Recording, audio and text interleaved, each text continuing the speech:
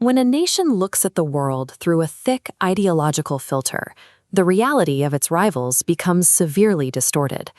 In Washington, discussions of the threat posed by Beijing usually center on visible military hardware and territorial ambition.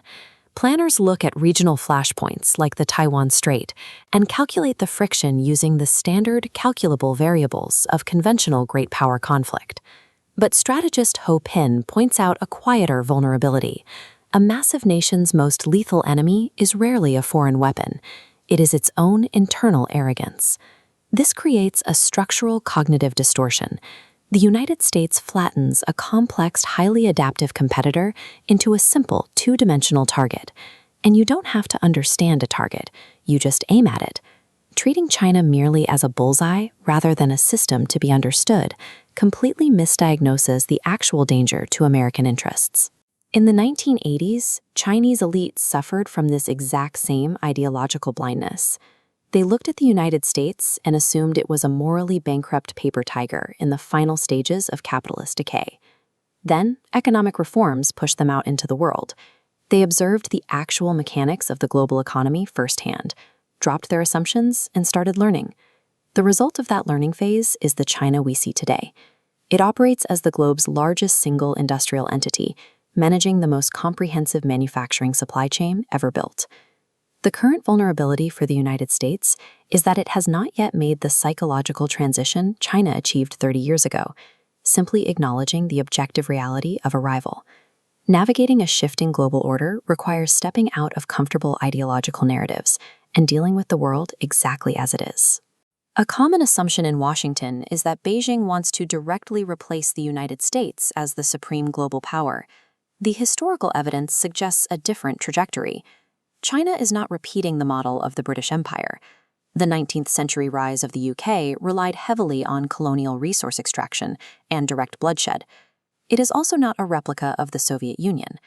Beijing demonstrates almost no interest in exporting ideological revolution or maintaining expensive military occupations across the globe. This behavior is driven by careful calculation. In a highly interdependent global economy, the financial and political bill for attempting total global hegemony far outweighs the benefits. Industrial dominance shifts when a new power evolves the existing system. The United States took the British factory model and re-engineered it into the modern assembly line, a system of standardized mass production. Forcing China's unique current trajectory into outdated 20th century historical models guarantees a flawed strategic response. Instead of seeking global hegemony, Beijing is executing a massive, nationwide institutional upgrade experiment. They are shifting from a posture of catching up to one of leading. This scale covers new energy, electric vehicles, and frontier technology like AI, artificial intelligence systems that process massive data sets to perform complex problem solving. These advancements are being integrated into a vast, highly efficient ecosystem that is actively rewriting the rules of global production and logistics. This is a structural, industrial competition. It is entirely immune to traditional military deterrence or ideological posturing. This national upgrade carries high uncertainty. Internal economic contradictions and domestic pressures could still cause the effort to stall. But if it succeeds, the implications are severe, proving Washington's core assumptions for 4 decades are systematically incorrect. Bad data produces flawed judgments, and flawed judgments lead directly to destructive national strategies.